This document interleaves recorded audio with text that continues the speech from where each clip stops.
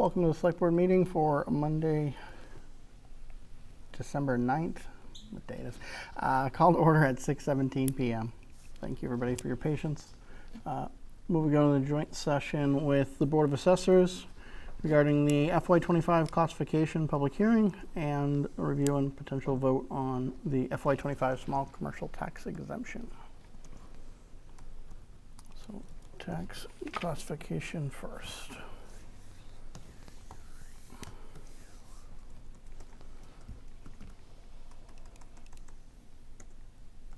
So we have this, I know we didn't get into the detail last time, but there was some comments made, and so we had, obviously, the shift, and then, driving the tentative tax values, obviously, or how the numbers are rolling up for that, versus where we were when we went through the budget exercises.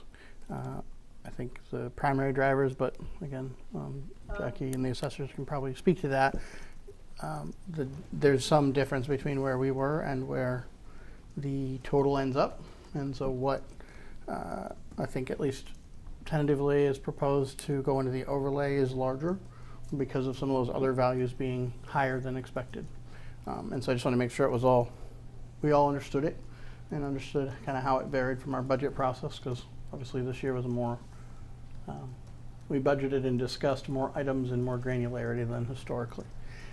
And potentially doing something different there may affect or may not the tentative tax rates. So please, if you would. The biggest driver in the difference between when you started the budget process is the actual receipts came in higher than you had anticipated from the previous year. I think most of that was probably based off of the investment income that came in. There were some other drivers, but they were tiny in comparison. So when we did the local receipts, the page 3, which is on the recapitulation sheet, which is the estimated receipts, traditionally we've pretty much mirrored what we took in for actual receipts from the previous fiscal year. So that caused it to be higher. I don't know what the figures were from back in the budget period, but the actuals we put in were significantly higher. And then that caused us to be able to raise an appropriate, it caused the levy limit to be able to be slightly higher. And so that when we put in the $200,000 in the overlay, which is what we had originally asked for, and then we had a budget discussion and we brought it back down to $100,000 or $90,000 with the understanding if there was excess levy capacity, then we would bring it back up. When I put in the $200,000, that still left about $75,000 of unspent levy capacity in there. Traditionally, the process has been that we spend up to the levy limit. As you know, we are concerned about the pending ATB case and not having enough in overlay to cover that should not be found in our favor. So once you work the numbers out, we put $260,000 in the overlay. That caused the tax rate to go up to about 9 cents per thousand more than the previous year for residential and open space if you go with the 65% minimum residential factor, or 24 cents per thousand for a CIP, commercial, industrial, and personal property. So those were the two different drivers that caused it to rise. If next fiscal year, when you're working on fiscal year 26, you want to have a discussion early on about if you want the tax rate to say close to the existing one versus that, then we can work that in earlier into the process, say around July and August. By then we'll know what the new growth numbers are. I'll have a fairly good idea what will be happening with the sales, although I'm pretty comfortable in saying that values are probably going to rise again given the last 6 or 8 months of sales. So that could be a discussion that you want to have early in the, mid in the fiscal year 26 process. But like I said, traditionally what the accountant and I have done is I've mirrored which the actuals have come in and then used that for the local receipts. And then the extra just goes in the overlay. Now, should the ATB case be decided soon, and it is in favor of us, then the assessors can release the excess overlay surplus before the beginning of, I think it's before the beginning of July, sometime in June, they can declare it surplus, and then it will roll into free cash. Right now, with the 261,000 in overlay, we'll have about 2.3 million in overlay. So it's just sitting there. It's not being spent. It's just sitting there until we no longer have a need for it.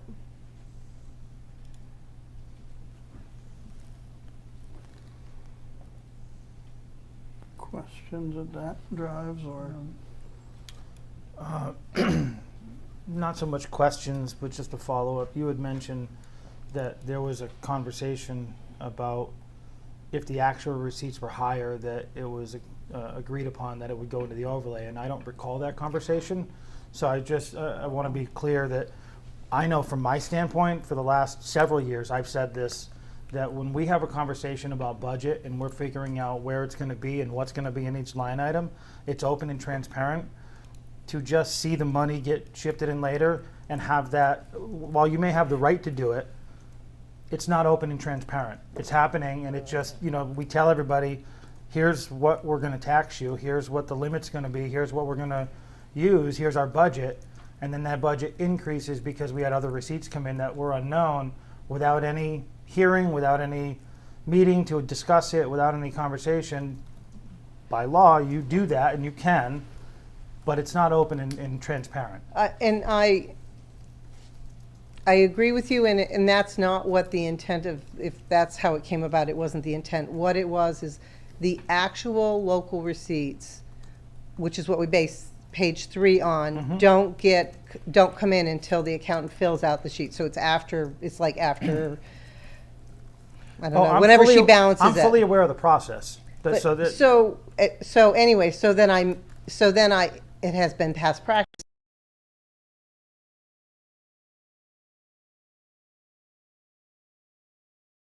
Want to know, and it means backing up the process, if you want to know that the estimated local receipts came in larger than anticipated from the previous years, then that's a dialogue that the assessors can have with the select board and the finance committee earlier. And then it can be, do you wish to leave the unspent levy capacity unspent? Because if you don't put it in the overlay at this late point, it doesn't get spent. No, it goes away. It doesn't get taxed at all. So it just disappears. You lose the ability to raise that amount of money in this particular fiscal year. So it just doesn't happen. So and we just don't raise our taxes to the max allowed. Right. Correct. It would, which is what we've tried to do on a couple of occasions, where we said, while we're allowed to raise it 2.5%, there were years that we said we met our budget needed items and our necessity without needing that. And so we were able to do that. And then what happened was, after that was done, open and public and transparent, the additional went into overlay. And it was like, why did we go through the painstaking trouble of making sure that we were cognizant of how much we were spending and what we were using and how much we were taxing our residents, to then have the levy limit go to the maximum of the 2.5 anyways? So traditionally, that is the way it's been, but I'm not saying, and I can't speak for the board, but what I'm saying is you can change that process starting in fiscal 26 if you want. It just means that you will be leaving potential funding on the table that you will never have the opportunity to tax again. It's not like it hasn't been done. It hasn't been done in many, many years, but it has been where they haven't spent to the levy. So it is not the only opportunity to use that funds. We could also call a special town meeting and raise and appropriate those additional receipts. Not if you're going to set the tax rate. So you need to do it earlier in the process. And that's why I'm suggesting that perhaps checking in around June, July, when we know what the new growth numbers will be, and potentially if once the accountant has the receipts tallied, what the estimates are, then you would know what your capacity is. And then you could hold another, you could hold a special town meeting and raise an appropriate. But Correct. at this point. Yeah, I'm not, I'm I'm not that's all I'm talking about saying. it for FY25. Or, I'm talking about the process going forward. That's not the only opportunity to utilize that tax base. No, It's you putting would- it into the levy limit. For this year, because we have to set the tax rate, yes, I see what you're saying. Or we push back and the bills come in later. We could, there's a lot of, it's never a black and white where this is the only option. So I want to be very clear that there is other options out there on how we utilize it. The bottom line is I just want to see it be transparent about how we're utilizing that money and not just have the excess. Past practice has been it just goes into the overlay. It has. I mean, it's clear it has. That's been the past practice. If there's additional funds that come in that are realized gains from what we had budgeted, they go into the overlay. And I've said personally a couple of different times, why? I know you can, but why? We have a tax liability. Oh, I get it. And that's the reason why the overlay amount has been so large over the past few years. Normally normally we would use about $50,000 in exemptions in the overlay, and now you've added the senior work-off program. That's another $20,000 to add to it. And that's just in exemptions. That doesn't count any potential abatements from real estate or personal property, not just the ATB case. That's everyone. So good financial practice is to have a cushion in your overlay, knowing what you're going to use, plus a little extra to take care of the unexpected, say someone was overvalued. And I know that Dan has he would like to speak, so. Thank you. Sorry. That's okay. No, in the interest of the openness and transparency you mentioned, which we want also, nothing's done here, behind closed doors at all. May I suggest an addition to the process a little bit, if the town administrator would put on the calendar to work with whoever's in the assessor's office at the time, when the local receipts are more firm, let's get together as a team and say, here's the situation, we have more than we expected or less than we expected. What do we do? Do we have a special town meeting, or do we just send it to overlay? If that's an extra step in the process, it means one more meeting to get together, but it does give that, as you mentioned, transparency. So everybody's on board, we're working as a team, not, we're assessors doing one thing and selectmen don't know what we're doing. If that's reasonable from your point of view. I think to Jackie's point, August, about that time frame, the town accountants finished most of the reconciliation for June 30. So, Yeah, I was thinking we need a little time to be able to actually do something before, we would like to be setting the rate, obviously. So it Well- sounds like we would have a reasonable amount of time between when we have firmer numbers and when and now. Well, for and example. now that we do preliminary billing, there's less of a issue with having a special town meeting in September or October, even November, because you don't really start in the assessor's office, you don't really start setting the tax rate process till right around the end of November, mid-November, early December type thing. You do have to back it up a few weeks for the tax collector to mail out the bills and that, but it's December 31st. As long as the bills are in the mail by December 31st, postmarked, then the due date is April 1st. After that, it's May 1st. And I just want to be clear, it's never been the assessor's issue to hide it. It's just always the extra's gone in, but it's never exceeded between the 200 and 250 level. I'd have to go back and look, but often it was less than that until we had the pending ATB case. And then we were trying to balance the good financial practice of having enough in your overlay to cover your tax liabilities. Obviously, we cannot since such a large amount, but that's where it's been. So if that does clear up soon, then they might be able to release it in that. But it looks like on the average, we're using about, with the new senior work-off program, about 60 to 70,000 just for exemptions. So just to keep that in mind for the future. If I take it just one step further, correct me if I misunderstand, but I think I understand it correctly. And when we reach a point where it's determined, hopefully it's determined, we don't need all this much in overlay, we can release some of it, it goes back to free cash, and then the voters can vote, if I hope that they would, to put more in the stabilization and the capital planning, because we have more things coming up than we have money to fix over the next 10 years or 15 years or whatever, whether it's a roof or the carpets or whatever it might be. Those things need to be funded somehow.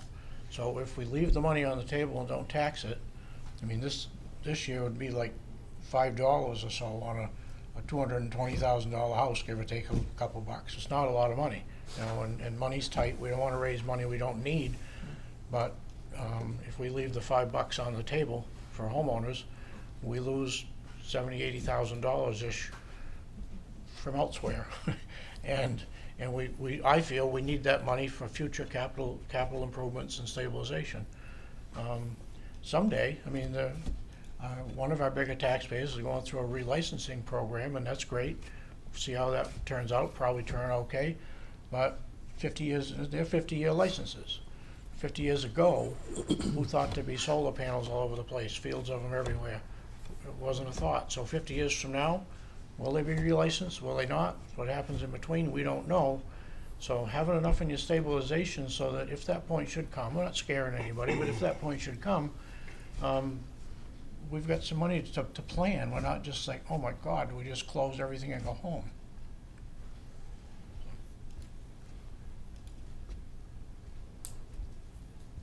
So, if I may, we talked a little bit last week about the history, and you know, I have taken the opportunity to research the history and to educate myself, and thank you for the references and places to go.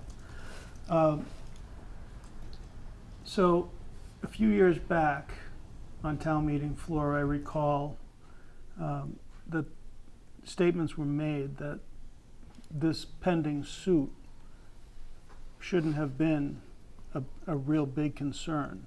There were some concerns raised on the floor, and they were more or less dampened or tamped down, not tampered, tamped down by comments made to reassure the taxpayers that that wouldn't be. And I believe we have a concern now because they did in fact turn out worse than expected. But we're at a point here this year where the comment was made, you believe that the additional income we had was from investment income, which I believe was due to the due diligence and hard work of our treasurer's office to renegotiate some rates and get that income. Now going to Scott's point as we proceed down my timeline, we talked about, you mentioned a number of 200, and it was back down to 190. 90,000. 90. 90,000. 90,000. 90s, I think, what we Okay. had in our placeholder the last time, I believe. 90, okay. Then I apologize for because I was going to say if we backed it down to 10,000, why are we now looking to add 60? Yeah. I stand corrected on that. You made one comment that, I don't know, I guess maybe it's not how you intended to word it, but you said you would have the inability to tax that income or to tax that number. And maybe that's not what you meant to say, but to me, at this point, with the way our community, the people in our community have struggled over the last couple of years, not taxing people because we don't have to doesn't sound like a horrible idea. And I understand Dan's point about, yes, it's an extra $70,000 or $80,000 in our coffers, but, and this is the point I was alluding to last week, is do we need to do it? Is that really, and I will say, looking back historically and setting that, percentage, the shift at 65, I agree with that. And, whether that's a good thing to do this year or in the future moving forward, I agree that this year that could very well be the right decision to make. Um, But I'm just thinking about the comments, and Dan, if you don't mind me saying so, you've talked recently or in meetings about going to the store and getting that gallon of milk and what that costs. Sure. And if it's an extra $5 in our family's pockets so that they can get that milk, I'm not. So in answer, well, the first part, I stood up and said, I believe that that it was uncertain whether or not we would win the appellate tax board case, and I am still very concerned that we will not prevail. And I wasn't saying you were the one that made those I know, but comments. I have concerns. As to the scenario, you can certainly, and I did in an email to you, give you a scenario where you reduced the assessor's overlay to about 200,000, give or take a little, because that's where they balance everything in the tax rate, and it would make a difference of about 2 cents per thousand for residential and open space, and make a slightly, I think it was 21 per thousand. I don't have the email in front of me for commercial, industrial, and personal property. What I mean is, so you have the ability with each tax year to raise up to the levy limit. Mm-hmm. If you choose not to raise up to the levy limit, you don't have to, and one of the jobs of the assessors is to tell you what the unspent levy capacity is, and under the current scenario that you're looking at, the unspent levy capacity, even with the 261,000 in the overlay, is 13,627. That would be unspent levy capacity. So if you wanted to do it this year and only go with around the 200,000 for the overlay, it would reduce the tax rate to 7 cents per thousand with the 65% MRF, and about 21, give or take, I'm not sure, like I said, I don't have an email in front of me, for the CIP.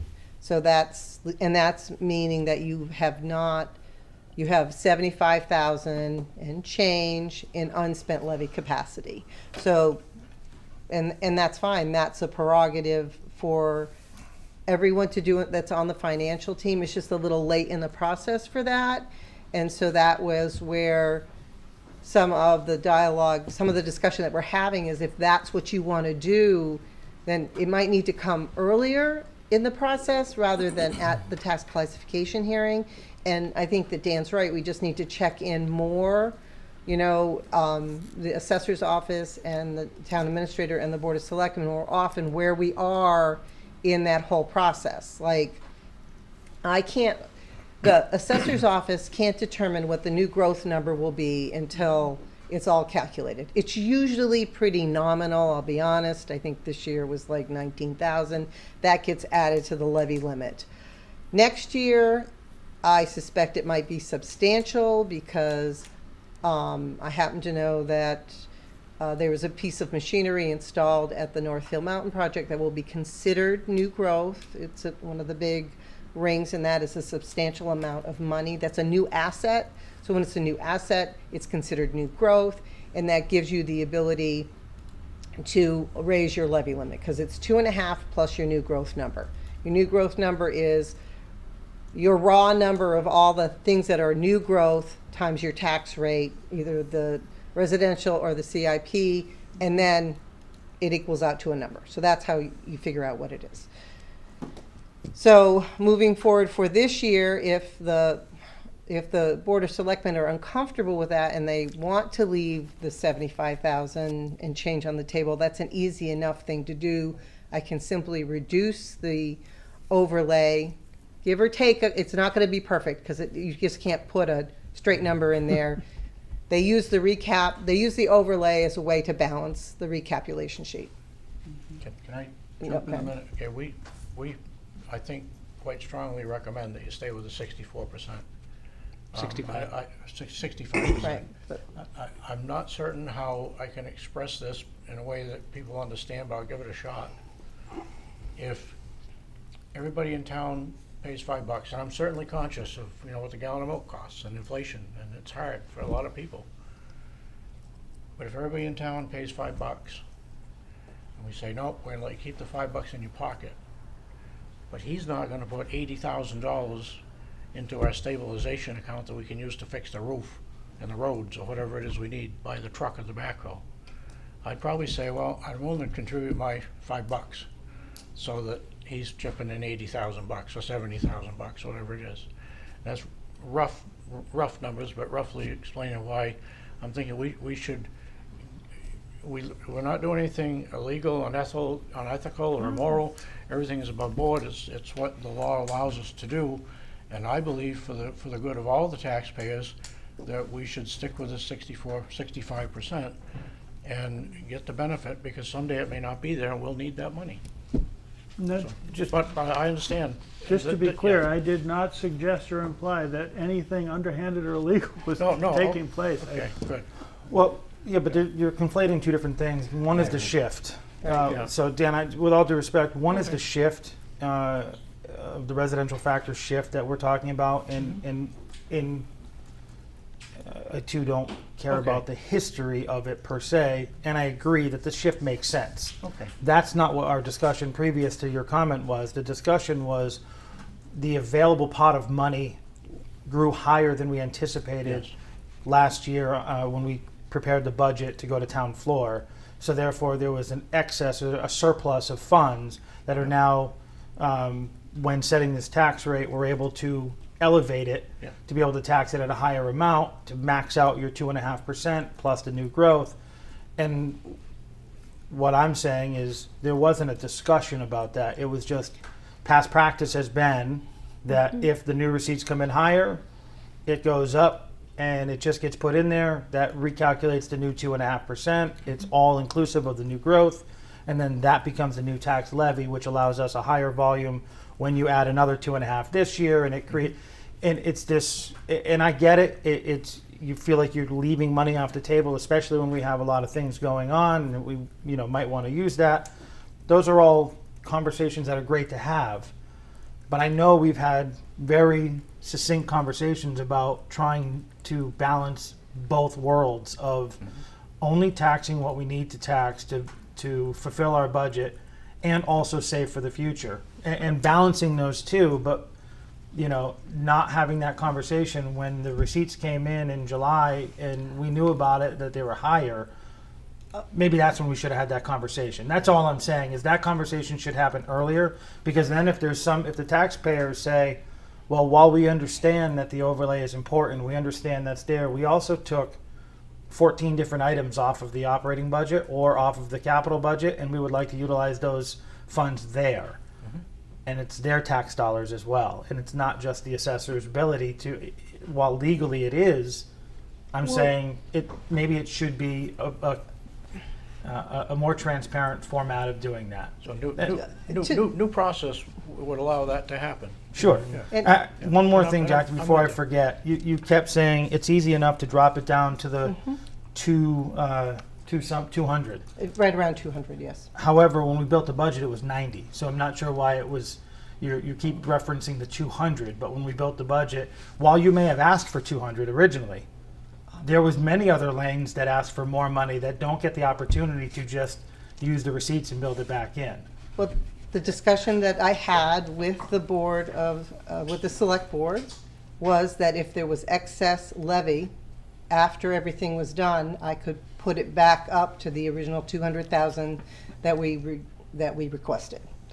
So that was the direction that I was put at. I just want you to understand that I did not know that the local receipts had exceeded their estimated from the previous years until the week I was on vacation, because the accountant was unable to put everything in because we switched over to new software and she was trying to close the books. So there was a delay this year. I certainly would have said to you, and actually I did bring it up to Brian a couple weeks prior, that the receipts were higher than, like a lot higher than anticipated. We had a discussion with that and I did notify him of that. So it wasn't that the assessor's office knew ahead of time because we switched to new software. There was a delay in getting all the information into the recap sheet from the other departments. So it's the town clerk and the accountant and the assessors that work on the recap sheet.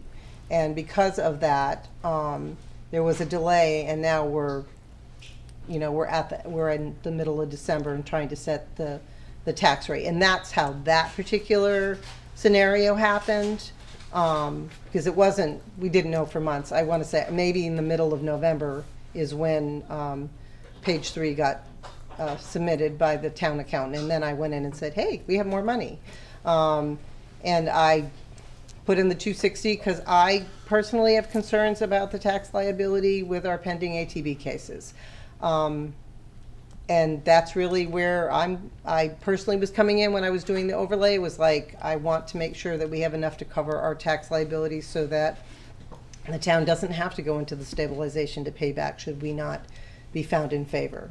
There's no guarantee on that. Can I ask Jackie, if you didn't know Yeah. until November this year because of unusual circumstances, when might there be a reasonable expectation that we would know our local receipts, so that the town administrator, if the select board wants them to, can schedule this extra meeting, we can discuss it all and decide what to do? Do we try to restore some things people had asked for and couldn't get, or does it go to stabilization? What timeframe would that I think meeting be? August. August is a good, the accountant has to close out the books and balance everything. And then they are able to do the page 3 and the local receipts. And that would give us a better idea where you came in versus what the estimated were. I would say August. Okay, and I'm not, we don't tell the town administrator what to do, but it seems like that's a good alternative to help us work better as a team and all understand what's going on as we move forward. Unless somebody got a better plan, it's okay with me. No, I would just, maybe a comment. I agree with you, and I think that's a good idea, and we should. I think it's not the direct purpose of tonight, so I don't want to, digress too much, but I do think getting an update on where we are, because it's about 6+ months past where we were anticipating the ATB results, and I personally at least don't really know. I don't know if the rest of the board has any updates, but really clear on where we're at or what, where that leaves us right now, within what we can, obviously discuss. But my other comment, or just, kind of for the record here is, I only went back to 19, but 19 to 23, we put everything from $307,000 to $468,000 in overlay every year, north of 300. So the idea that putting less than 250 as a normal thing is not accurate. I said 200,000, which was what I've been using for a base mark for the last couple of years since the case. Okay, well, But, I'm just yeah. saying, since 23 back to 19, it's been well over 300K every year, if not 400 going into overlay. If I'm looking at the recaps from those years properly on DLS right now.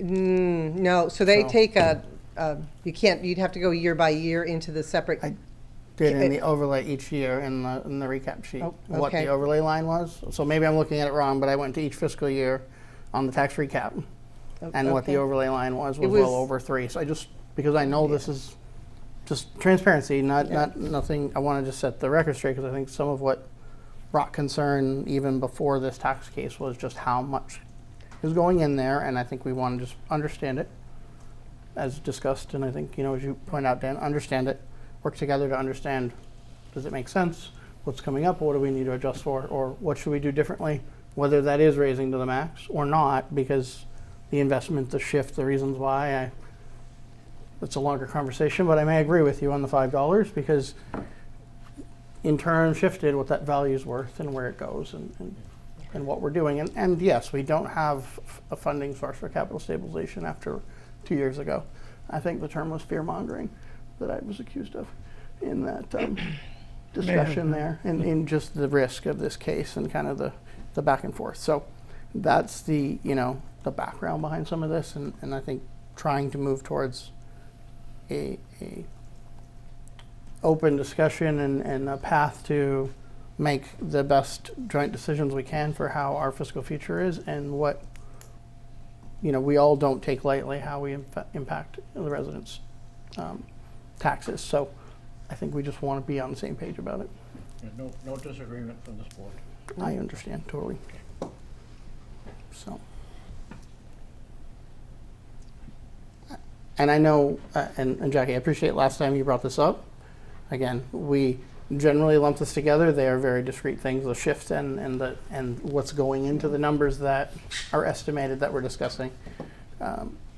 Because historically that's how we've talked about it. We're doing that. I do think going forward, better opportunities to do this in more detail ahead of time. The other piece to this, gentlemen, to understand, at least from what I understood in talking with Deb about this a few weeks ago, very briefly. Again, we're estimating receipts, and there's some obligation to explain if we're estimating significantly above or below the prior year actuals. Yes, they are very, the Department of Revenue scrutinizes that particular page, and they need an explanation now. It's a new page. Okay, makes sense. However, in looking at that page, page 3 there, if there's something there that to us stands out as we don't think it's recurring, we think it's unusual, and we want to adjust it down and put an explanation in there and submit it that way, which reduces, or higher, which increases, the remaining funds, that option does exist too, before it's submitted. So that, just wanted to make sure that that was clear, because there is that flexibility to put in the numbers based on what we see. I know interest is one of those, the investment income, and while that may seem conservative to what we discussed with the treasurer on a fiscal, on the calendar basis or the time from when it was enacted for the 1 year at that rate, again, that splits over 2 fiscal years, and likely it won't sustain. So I don't think being conservative there is a bad thing. It's probably a good thing. But those are just some options I wanted to make sure it was clear to the board that we also have in how these numbers come together. And I looked at the receipts from local receipts page for last year as well, just to what you said. And the 23 actual was about 400, and we were projecting 370 last year for 24. And then here we are with 24 done. The actuals were 650. So 400 was the year before, 650 this last year. The projected was only 368, a little conservative from the prior year, and it was way the other way. So totally understand. And then I'm assuming you both probably already saw this, but just for the record, the 588 versus the 650 is what the estimated for next year is. So a little conservative again, because we know some of those things are at least volatile at least. So Like I said, it's been past practice to use the actuals or a little below. I always go a little below to be conservative. There have been previous years where we've gone a lot lower, but that does require a detailed explanation on the new page, and the Department of Revenue okaying it. That's the other thing. Mhm. It's not of course we could. Doesn't mean they'll accept it. right. Well, that's Totally fair. that is a true statement. Totally fair. They may not. If they feel that they're too high or they're too low, they'll question it, and then they will make you change it before they approve your tax rate.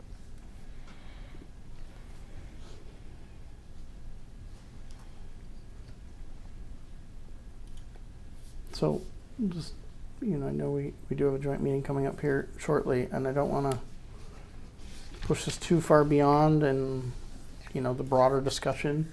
I think scheduling another session for that if we would like to, either, during the budget season here coming up or after the budget season before August, when we come back together, if needed, makes sense, unless you both feel differently. No, I would lean towards that. Yeah. Lean towards something after. Something in the new fiscal year begins and kind of get past get- town meeting and all that, and Yeah, and then regroup. sometime in the summer, once we get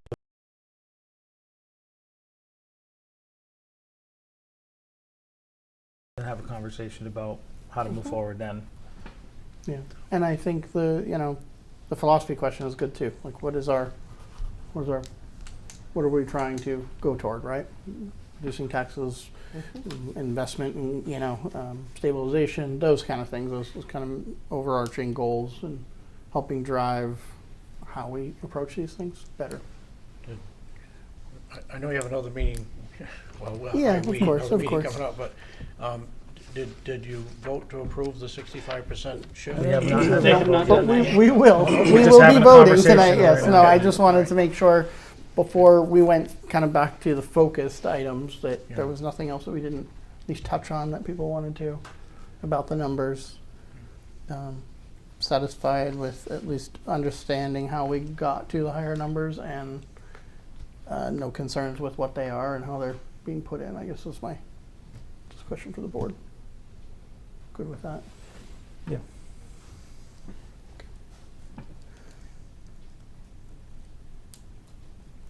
I will dig into it another time, as I didn't have a chance. There's like a non-recurring of like 60, and I don't know what that all It's makes usually, that up, so I'll it's look usually for a one-off, might be, they're non-recurring, so you can't put them in there. We always have some in there, but it's not anything you can actually, it's not a given every year, so that's a non-recurring. If you look in the explanation page, on the page 3, the accountant has listed what they are, because you have to clarify why they occurred. But you can't Okay. count, you can't put them in as part of your estimated receipts, because they're non-recurring. Sale of equipment, So- or it would be grant closeouts, things of that nature. I did find where that was. Now that you said it, it reminded me on the support page. The smart plan revenue, the smart program revenue Mhm. for the solar Mhm. is in the non-recurring, but we know that's like a 10-year program. Does that make sense to be there? I'm not saying to change it this year, but just asking the question to be thought about maybe going No, it's into a good, next year. it's a good question. I don't think the revenue stream started until late in the year, and so that it may have been misclassified for our long-term retention, so that could be moved over. Okay. Yeah, In we coming can move years. that. Yeah. I mean, it's not forever, but it's definitely not a 1-year thing. So, Right. okay. Thank you. I know you kind of made comment about the shift. Is there other discussion specifically about the shift or motion? No. Give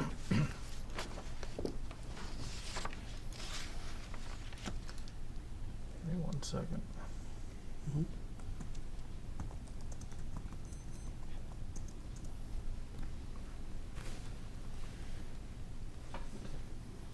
And Brian, just to make sure, the memo that you sent us, Mm-hmm. the 1559, that is, and the 931, that's off of the table, correct?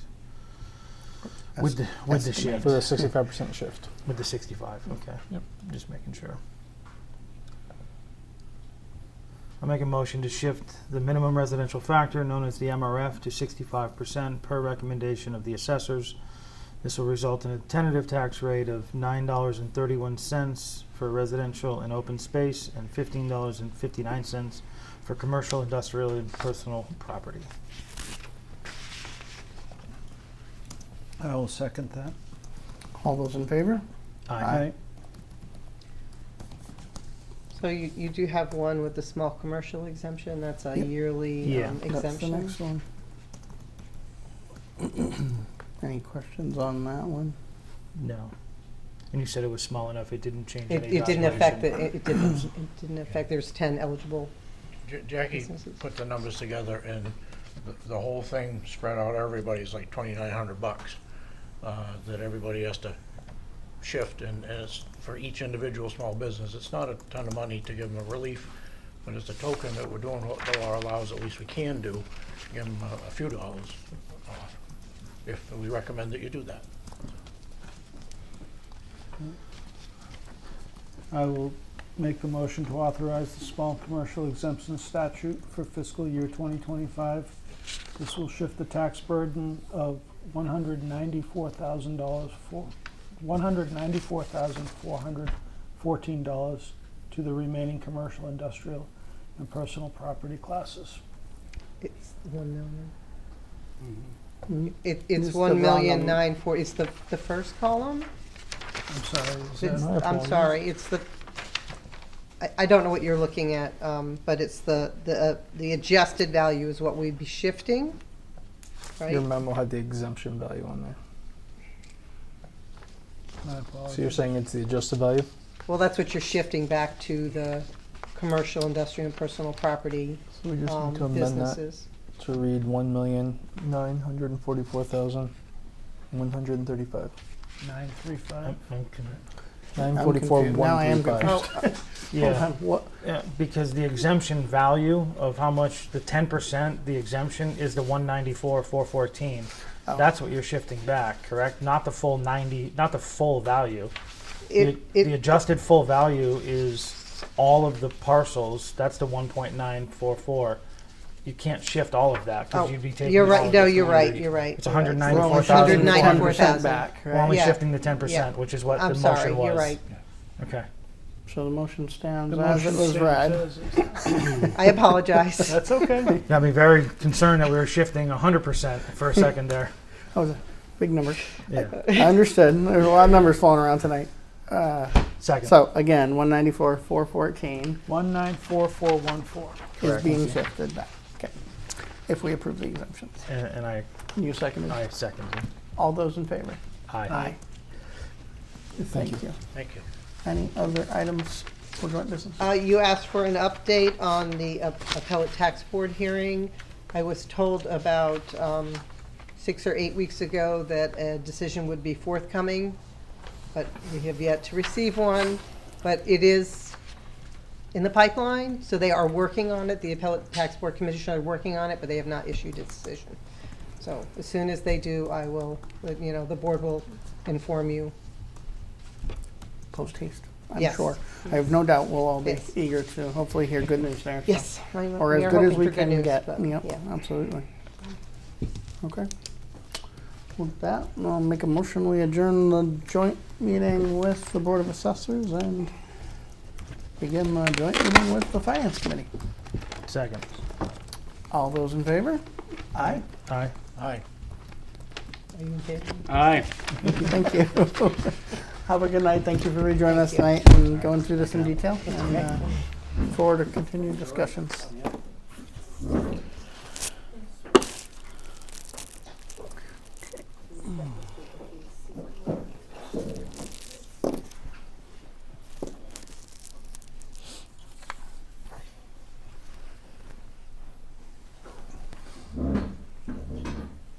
So while they are coming up, I'm just going to handle one last board business piece because I think we only have one non-joint item, which is review of and issuance of the 9th water commitment for FY25. Yep. Just to get that off the plate. I'll make a motion to authorize the 9th water commitment for FY25 in the amount of $242.25 for final charges.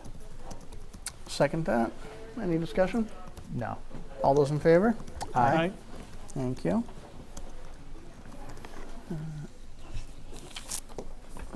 That was it, right, Brian, for non-joint business? I didn't miss anything else. Yes, So the other 3 items are joint business. correct. Okay. Well, unless we're talking about both boards appointing somebody that can have access to, as part of our upcoming training. There's that. Yeah. Which can be done during. Well, Or we can discuss it to start. yeah. Is that what you're thinking? I was going to say, yeah, in all fairness to the people at home, At some point, this is going to get really boring. they're going to get very bored staring at the 3 of us who are staring at a computer monitor while we learn how to navigate through a finance Absolutely. software. It's Absolutely. so if No. there's anything that we're going to deliberate or discuss and take votes on, we should do that first. So Yes. we could adjourn with the notification that we'll continue, but we're going to continue in just a training session, and there's no action items on there other than the handful of us learning how to navigate this new software. Absolutely. Yep. Or No, they could we'll- sit there and stare at us We'll for switch to item 30 4. minutes. We'll switch to item 4, and then once we kind of wrap up any deliberation items, most likely we will Adjourn. adjourn. And this is just an information session and Right. training. So from Yeah. there Okay. to not make the viewers watch us watch TV. I And don't watch mind being on screens TV, but it's and going to talk be it. really boring just watching me stare at that there's screen nothing. for There's 30 not anything minutes. to see, and deliberate. There won't be any deliberation. No, This is just no. how to use stuff. So Right. that part will clear up. Can't share Okay. the screen with the public. And So Teams. so with anyone? that, we'll get to joint business. So the chair was not able to make it tonight, which I believe you all know. who wants, so you guys need to sort out an acting chair for, at least for a few minutes. Have you been nominated? And they need a vote on that, right, for the record? Just for Or- today? Yeah. Yes. Do I have to nominate myself? Well, sounds like you did. I So then did. someone needs to second Second. that, and then All those in you favor? might as well call for Aye. that vote. Aye. And Thank it you, sounded Mike. I unanimous. abstain. And it was unanimous. I abstain. No, there's one abstention. Uh, Majority vote. no, I don't think so. I don't think you can You abstain. can't. There's No, no. no, He's only no, kidding anyway. But for the unanimous. record, Right. he's not. He's Right. he's was voting making because fun. otherwise there would not be Gotcha. a Okay. majority because it's Right. of the group, not of the attendance. 3 of 5 to get a Correct. pass. So You are correct. no of rule of necessity, you no have to rule of vote. necessity for absence. Does No. not apply. No. Okay, so with that, there had been an item on here to discuss and potential appointment of a secretary. I don't know if you guys wanted to do that while you're here or pass that over since you don't have the chair present. Acting chair, sir. Well, since the secretary was going to be me, Is that a and nomination I'm again already the chair, for tonight? perhaps we'll put it off a week. Okay, no problem. We'll pass over that so you guys can carry that in the next meeting of yours. And then you may have missed that discussion as you were getting settled in. What we're going to do, since it's mostly a training session tonight, is we're going to go through basically probably the only other item or any other items of like deliberation and potential decision making, and then we'll adjourn the meeting to just go into informational training so that viewers don't have to watch us watch our screens all night Sure. for the rest of the night, since we won't be deliberating after that. So 2 parts. One is discussion regarding the FY26 base wage adjustments for non-union, non-contracted personnel. So I want to put this on here. We've talked, I guess it's almost 2 years ago now, when we set the most recent wage tables for non-contract, non-union personnel, that we did need to think about making adjustments for, market changes every year to keep it current, so we're not doing this like full overhaul every 5, 7, whatever number of years, to try to stay a little more take care of our people, right? Keep up with things, and then when we do a holistic review, we won't be, hopefully we'll be right on or very close and not making these large adjustments. And in the past, we've done this kind of reactionary in the budget process, or we'll add it on top later. And as we've evolved in the last, endless 2-year budget cycle, it felt like for a while there, we're kind of keeping an eye on the tally and running through it now more on a real-time basis. And I think as we see this software tonight, it's going to empower that even more. So I wanted to bring it up now and say, maybe we're not ready to make any decision tonight on what that number is, but do we want a placeholder? Do we want some different sources for data that would help us drive that decision to move it forward a little earlier and potentially, incorporate that as part of the base budget discussion and not an add-on afterwards?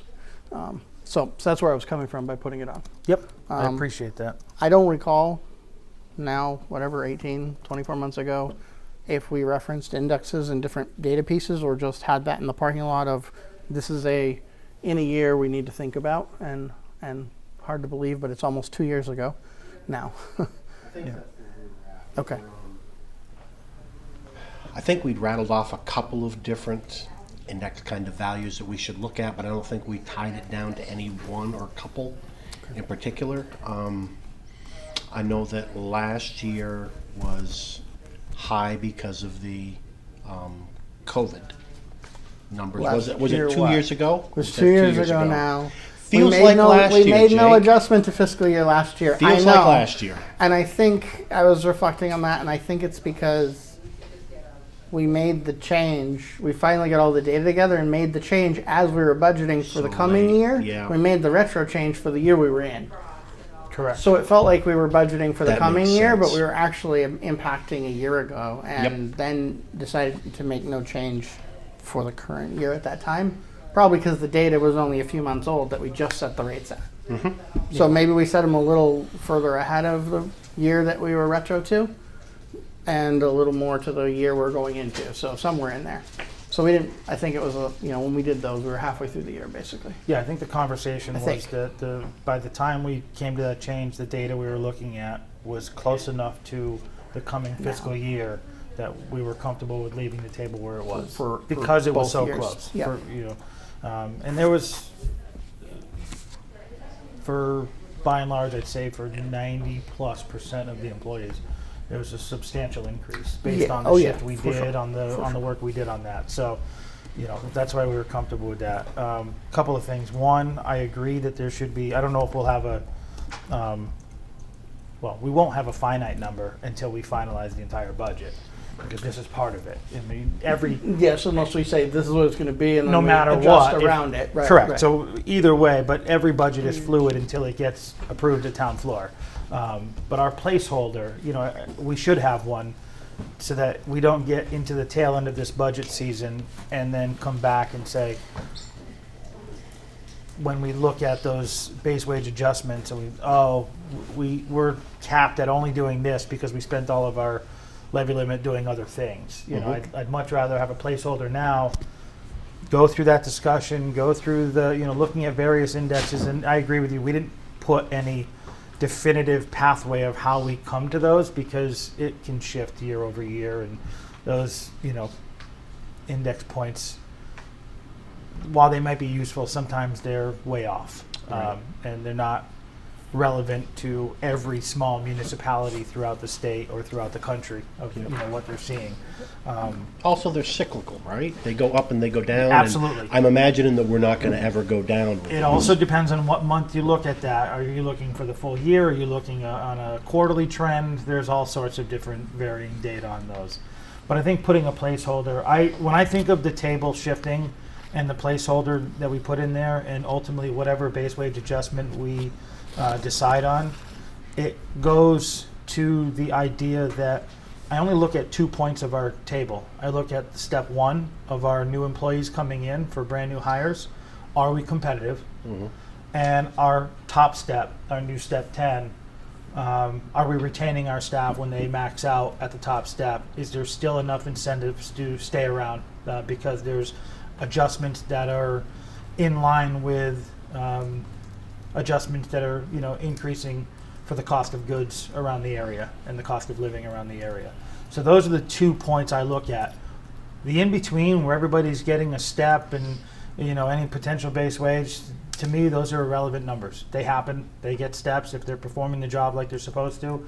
They have their evaluation, they do what they're going to do, they move on to the next step. With that comes a little bit more money. But I look at the two that are inherently what we talked about early on is, can we attract new employees, and can we retain our long-term employees that have been here for a while? And those are the two figures I look at. I disagree a little bit, because I agree with your end points. But I think that unless you keep a close track on the middle numbers, moving back and forth, you'll lose people who have been here 3 or 4 years because they're not No, keeping those up. numbers change. So when you They change a shift. table, what I'm saying is, if we say a 2% change, we don't only change the first and the last. The whole change is to the whole table. Everybody sees the 2% change. So it's not, we don't lose. Can I Sure. try to restate that? So I think what Scott's point is if we make a base wage adjustment, we're making that adjustment, whatever number, 2%, Whatever it is. Yeah. to step 1 of every grade of the non-union, non-contract tables. Which then rolls. And then we apply the movement between steps is what it always is. It's that many percent more every step for every single grade, and that's just recalculated. So all of those go up accordingly. And so the first one's adjusted as a base adjustment. Okay. Every step in between carries that compounded adjustment, the step amount plus that, what we set the base change at, and then that top number, the highest step, is where does that end? And that all shifted, right? So is that competitive to keep Right, people who right. who are topped out, if you will, at that steps? Yeah. So I think that's why you're saying the bottom and Yep. top, but the impact is To basically everybody. kind of an equal distribution of every step in Yeah. between. I guess what I was trying to highlight is there was a conversation one time over the last 4 years, it feels like, where somebody said, but they got a step, so they got a raise. And what I'm saying is those middle steps for the people that have been here, those aren't raises. Those are the steps that happen. So not looking at what those step intervals are and saying, well, you got an increase, and using that as That's the more years of justification. service. Correct. Yeah. And using that for the reasoning behind we don't need to do a base wage adjustment because they have steps. And so that's what I was alluding to, is that I take that out of consideration and I look at what are we hiring people at and what are we retaining people at. And if we do a base wage adjustment of X percent, whatever that is, does that keep us competitive and does that keep us retaining? Sure. So, Okay. yeah, That and makes everybody else sense. in between all gets the same, workflow of whatever that percentage was. Okay. Yeah.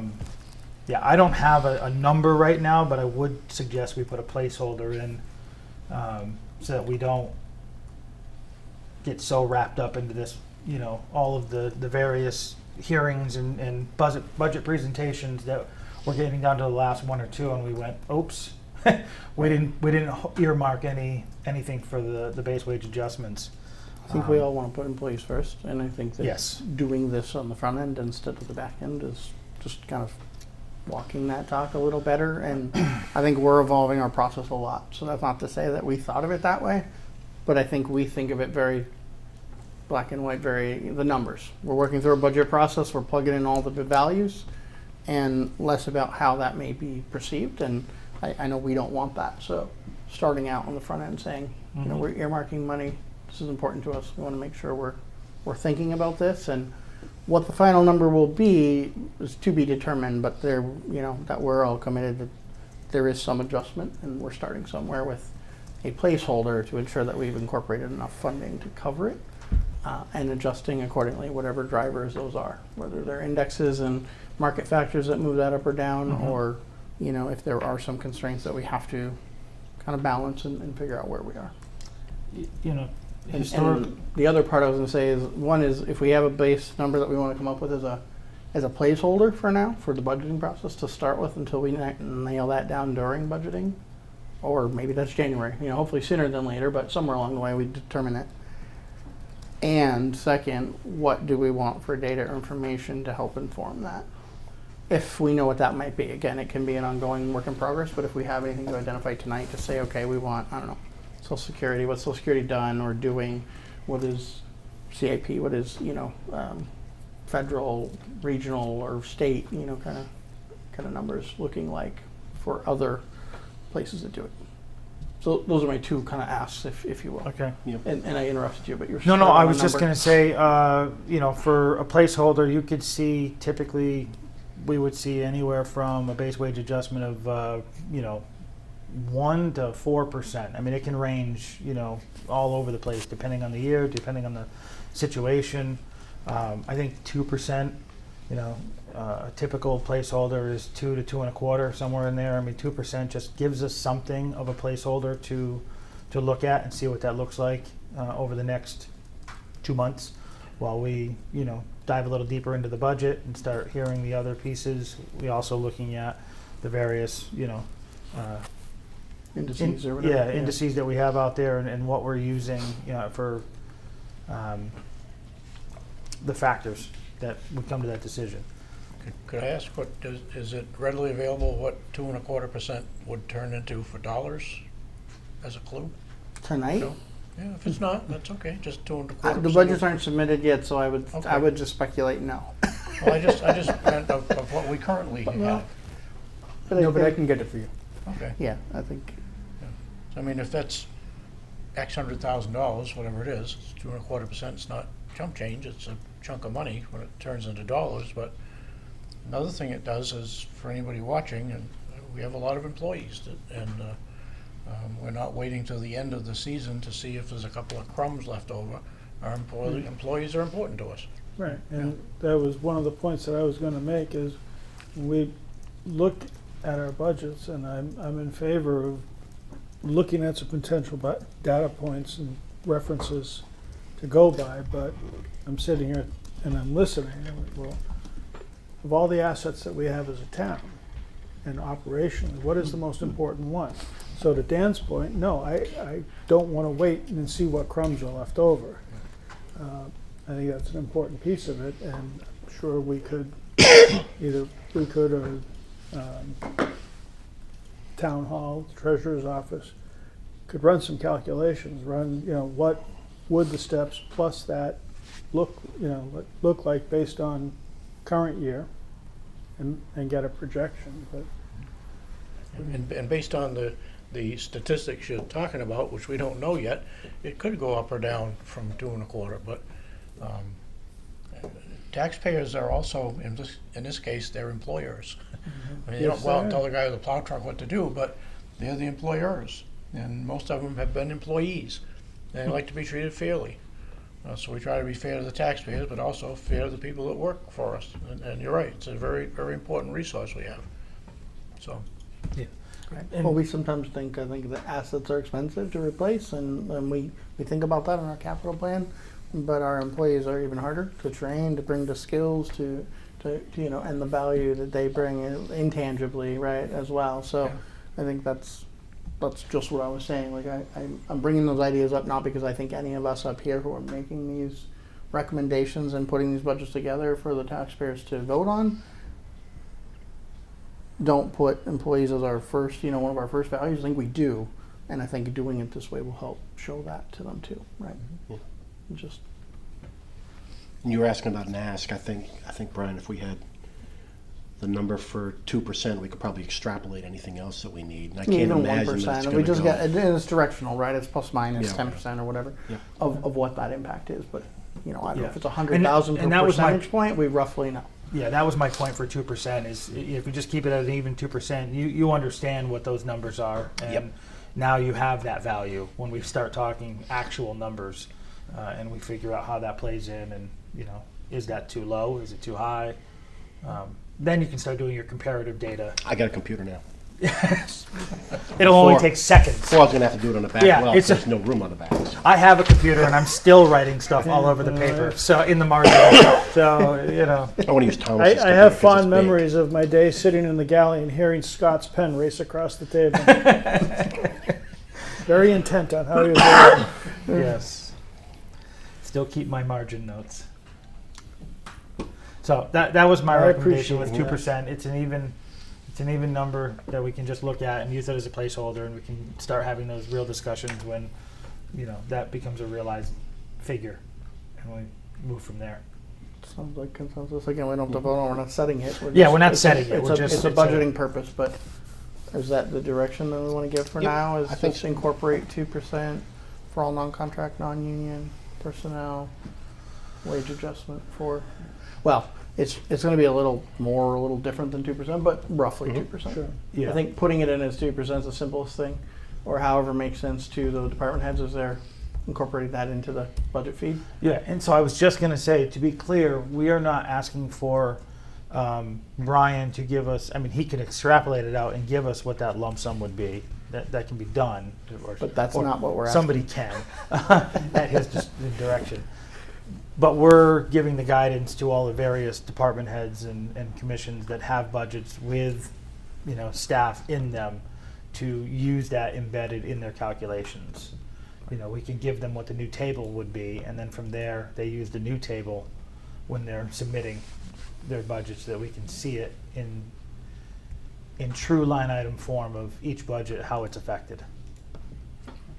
If that's all right with people. So what we're asking Brian to do is to delegate.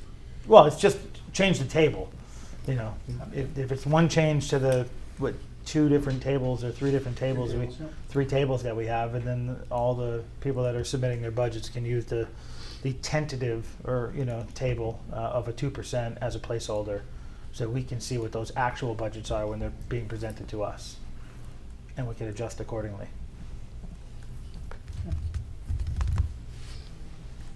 We'll get you that information. Thank you. And to your from a point, Dan. budgeting standpoint, just adding 2% is probably sufficient. It's close enough for now until because we don't have to Right. keep doing it. So you mentioned table, and I get what you're saying about recalculating table, but applying 2% for now from a budgeting standpoint. Sure. If it's 2.25, it's roughly, we're doing it the Yeah, overall. you're right. And when we determine what the final is, we can ask them to go back and And adjust. flow it through at exactly what we set, but until we've set a hard number, I feel like it's just a lot of busy work to get it that close. To get 2% exactly. So you're saying just to have them use their line item for So whatever if you they're- have you have wages that this would apply to, just hit it 2%.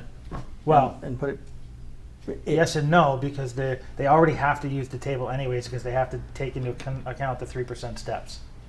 So they already have to do the But work. if they've already submitted all that, and they Sure, have a if lump they've sum already numbers, used- all I'm getting at is if you have Yeah, if you have a yeah. $50,000 wage line right now because you've already put it in, because a lot of people are well ahead in this process because If of the new system. yes, I got and you. you just want to add a 2% to that 50 and call that the new number for budgeting right now. For those that are on their game and ahead of the game. There's and- more than you might think. You know, I hear you. And that's a good thing. Yes. It is a good thing. so I'm for glad- those that have already I'm submitted, trying to acknowledge that effort. yeah, and no, not I have hear them do you. I hear rework. you. Not to have We're to gonna go ask back enough to times. the No. granular. Just add the 2% for those that have already used the Right. FY26 table and already had that calculated. Just a flat 2% is enough to get us a ballpark. Correct. Okay, fair enough.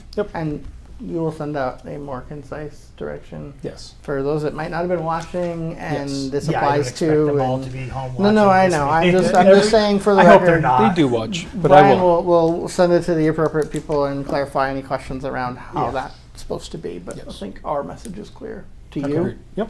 Okay. Clear. That's mostly what I'm concerned about.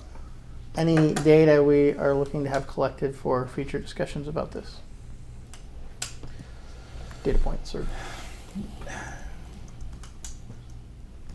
I mean, you mentioned. I know I was making a list. I've been thinking about it a little bit, having put the topic on, obviously. So Yeah. I don't have anything additional to what you've already mentioned.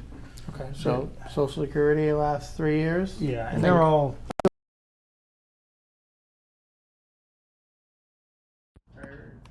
P. Do we want what the state adjustments has been for? It'd be interesting. Okay. Federal does they do a regional, right? They do it localized in the region, like Maybe in New England. Northeast New England, something like that. So look for one like that. They do a yeah. I was trying 'Cause to. I think they probably do every state, but I think they also do aggregate regional. Because you get there's a skew to Boston versus New England, or certain things like that. Yeah, you can shift it a regionalize little. it. Yeah. Okay. Any others? Retirement. Well, I know we've talked about that one before. What the retirement system is making for an adjustment in the last 3 years. Yeah, Hey, we did it in Social Security, so I mean it can't be Yeah, hopefully yeah. worse than that. it could be. Are you talking about the county retirement or the state retirement? Do you Go with want the both? county because you don't want to see what the state's doing. County is what Anybody- I was thinking when I said it. State's really low. This is the one that impacts our employees down the road. Yeah, don't use the state one. You're not going to like the numbers. Understood. Any others anybody has that they want? It's good. No. Those are what's easily attainable. If something isn't, just let us know. You got it? No, I think that's a good sample size Yeah. to work off of. Can I just say for anybody watching, this whole process should help the taxpayers know that we don't just have a dartboard out here saying, give my friend 8%, I don't like them, give them nothing. It's a process. It's a real documentable process. Where's Wheel of Fortune's a jackpot, right? That's right. Going back to our earlier point from previous discussion, transparent, and Yeah. people can see the thought behind it. And that, yes, we can all disagree, but still work together on what we believe is the best interest of the town. Absolutely. 100%. Again, I want us to get to a Yeah. collaborative solution, but I would prefer there's some disagreement and good debate and dialogue, because it shows that we're all keeping each other honest and thinking about it from all angles, right? Because there's a lot of perspectives and a lot of ways to approach it. If we don't disagree, I don't think we're doing our jobs. Yeah. I agree with you, as long as we can still move forward. Correct. Okay, we have some data points for future discussion that we'll gather. We'll give the guidance on what to do from a budgeting standpoint. So what we're seeing as we start into this operating budget reviews, we'll incorporate that And the other item, before we jump into the training, relevant to that, so the Zobrio financial software, so we'll have the ability, as we're going through that, you'll see to whatever degree makes sense, to do kind of draft budget adjustments on the fly and see how they're impacting the overall. We were doing some of that in the spreadsheet last year, right? Some of us were kind of making quick changes in the aggregate and going, okay, now what's the number? Now what's the number? So we can have people doing that while we're in meetings if we wish to. Again, we'll see how it goes. But what we really, at least I would recommend, is that we only have one person from each group doing it, because otherwise it get messy. Yep. That's not to say others can't do, stuff with the data on their own, but just from a maybe, I don't know, designating someone to do it in each group. Yeah, I was going to say I want my ask to be that my access is read only, because I do not want to inadvertently make Right. some changes to Zobrio, and Brian's over there All looking we at the get to budget mess- saying, what happened and why did Scott change our town I'll budget? know exactly who did it. Because I know it's all data yeah, names and there. I don't want somebody knocking on my door going, "Why did you make 87 changes to Right. all of these department line Right. items?" And I go, "I didn't realize I was doing that." So I believe these will all be draft, versions, if you will, contemplated forecasts okay, of what it could be, rather than, we won't be messing with departments' data. We'll let them do that. Like the feedback loop after this stuff, if we ask a department to make a change, is go in and make that change yourself, because it's your department. got it. Not us doing it, but in discussions and doing I'm sure hypothetical we'll learn more budgets. of that when we start having the So, training. again, I don't want to dive in. We're going to get the detail and understand it better in a few minutes, but Just high level missing there. anything. And when we roll the budgets after December 18th, they will lock in the initial stage. They'll move on to the review stage, which is where your two boards come together. There are up to 3 different review cycles you can do in the system. And so there are spaces where you can talk about a recommended adjustment, either up or down on a line item, and you can put your comment, your rationale into there. So the question that the chairman's trying to articulate is who should, from those boards or commissions, have the access to be able to do that.